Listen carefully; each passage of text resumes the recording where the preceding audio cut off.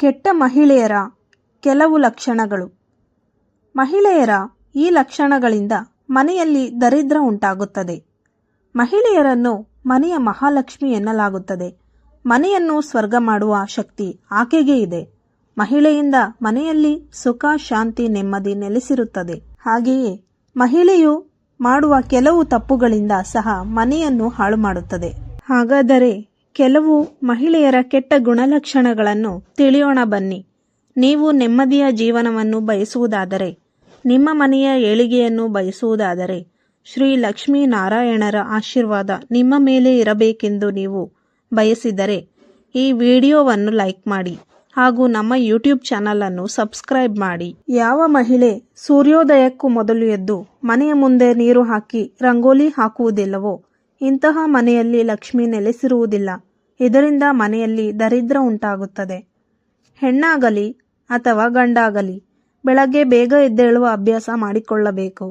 ಇದರಿಂದ ನಿಮ್ಮೊಳಗೆ ಉತ್ಸಾಹ ಮತ್ತು ಉಲ್ಲಾಸ ಇರುತ್ತದೆ. ಸಾಮಾನ್ಯವಾಗಿ ಎಲ್ಲರೂ ಮಾಡುವ ತಪ್ಪು ಎಂದರೆ ನನ್ನ ಅದೃಷ್ಟವೇ ಸರಿಯಿಲ್ಲ ಎಂದು ಅವರನ್ನೇ ಬೈದುಕೊಳ್ಳುವುದು. ಹೌದು, ಕೆಲವು ಮಹಿಳೆಯರು ಎಷ್ಟೇ ಸೌಕರ್ಯವಿದ್ದರೂ ಸಹ ಏನೂ ಇಲ್ಲ ಎಂದು ಪದೇ ಪದೇ ಹೇಳುತ್ತಿರುತ್ತಾರೆ. ಈ ಜೀವನವನ್ನು ನಾವೇ ನಮ್ಮ ಕೈಯಾರೆ ಸುಂದರ ಮಾಡಿಕೊಳ್ಳಬೇಕು. ನಾವು ಬಡವರಾಗಿ ಹುಟ್ಟಿರಬಹುದು, ಆದರೆ ಬಡವರಾಗಿ ಸಾಯಬಾರದು. ಒಂದೇ ಜೀವನ, ಅನೇಕ ಅವಕಾಶಗಳಿವೆ. ನೀವು ನಿಮ್ಮ ಮೇಲೆ ನಂಬಿಕೆ ಇಟ್ಟುಕೊಂಡು ಬೇರೆಯವರ ಮೇಲೆ ಡಿಪೆಂಡ್ ಆಗುವುದನ್ನು ನಿಲ್ಲಿಸಿ. ಇಂಡಿಪೆಂಡೆಂಟ್ ಆಗಿ ಬದುಕಿ. ಜಗತ್ತಿನ ಅತಿ ದೊಡ್ಡ ಅಂತಸ್ತು ಏನು ಗೊತ್ತಾ? ಅದು ನೆಮ್ಮದಿ. ಹೌದು, ನೆಮ್ಮದಿಯಿಂದ ಮತ್ತು ಖುಷಿಯಾಗಿದ್ದರೆ ಗುಡಿಸಲಲ್ಲೂ ಸಹ ಕಾಲ ಕಳೆಯಬಹುದು. ಮುರಿದ ಬಾಚಣಿಗೆಯಿಂದ ತಲೆ ಬಾಚುವುದು, ತಲೆ ಕೆದರುವುದು. ಮನೆಯಲ್ಲಿ ಯಾವಾಗಲೂ ಪಾತ್ರೆಗಳನ್ನು ಶಬ್ದ ಮಾಡುವುದು. ಮನೆಯಲ್ಲಿ ಒಡೆದಿರುವ ಗಾಜಿನ ವಸ್ತುಗಳನ್ನು ಇಟ್ಟುಕೊಳ್ಳುವುದು.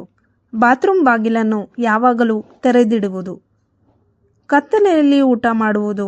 ಮನೆಯ ಹೊಸ್ತಿಲ ಮೇಲೆ ಕುಳಿತುಕೊಳ್ಳುವುದು.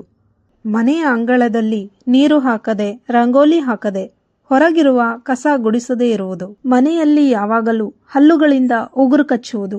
ಹರಿದಿರುವ ಬಟ್ಟೆಗಳನ್ನು ಧರಿಸಿರುವುದು. ಒಡೆದ ಕನ್ನಡಿಯಲ್ಲಿ ಮುಖವನ್ನು ನೋಡಿಕೊಳ್ಳುವುದು. ಸುಮ್ಮನೆ ಕಾರಣವಿಲ್ಲದೆ ನಗುವುದು, ಅಳುವುದು. ಮಹಿಳೆಯರು ರೊಟ್ಟಿ ಸುಡುವ ಹಂಚನ್ನು ಉಲ್ಟಾ ಇಡುವುದು.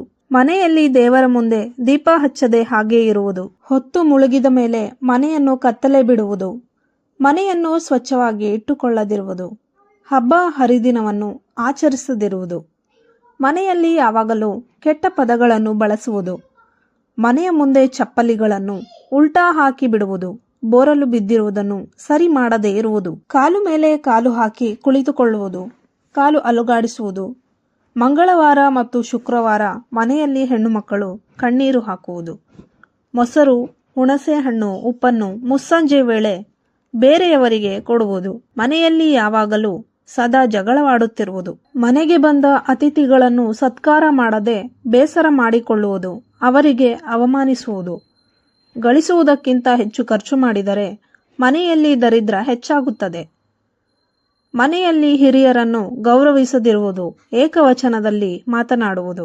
ಸ್ನೇಹಿತರೆ, ಈ ಮಾಹಿತಿ ನಿಮಗೆ ಇಷ್ಟವಾಗಿದೆ ಎಂದು ನಾನು ಭಾವಿಸ್ತೀನಿ. ದಯವಿಟ್ಟು ಲೈಕ್ ಮಾಡಿ, ಹೆಚ್ಚೆಚ್ಚು ಶೇರ್ ಮಾಡಿ ಹಾಗೂ ನಮ್ಮ ಯೂಟ್ಯೂಬ್ ಚಾನಲ್ ಅನ್ನು ಸಬ್ಸ್ಕ್ರೈಬ್ ಮಾಡಿ.